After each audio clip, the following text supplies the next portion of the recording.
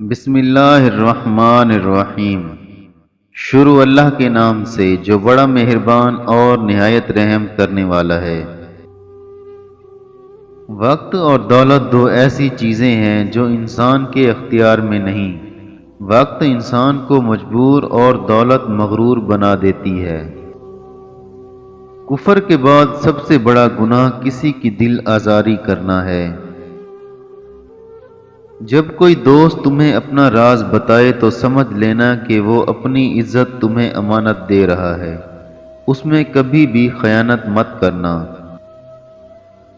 کسی کا عیب تلاش کرنے والے کی مثال اس مکھی کی طرح ہے جو انسان کا سارا خوبصورت جسم چھوڑ کر صرف زخم پر جا بیٹھتی ہے۔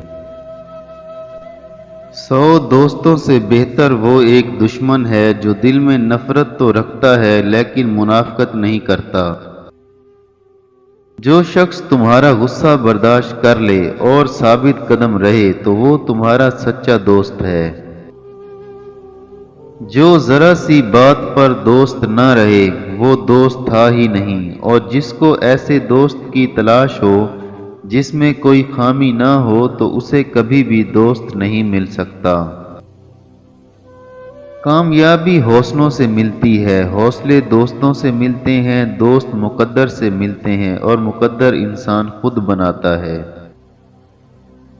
سب سے پہلی عبادت یہ ہے کہ انسان مصیبت میں صبر کر کے اللہ تعالیٰ کی مدد کا طلبگار رہے۔ 3 چیزیں ایمان کو تباہ کر دیتی ہیں۔ نمبر 1 امیروں کی محفل، نمبر 2 عورتوں کی صحبت اور نمبر 3 جاہلوں سے بحث۔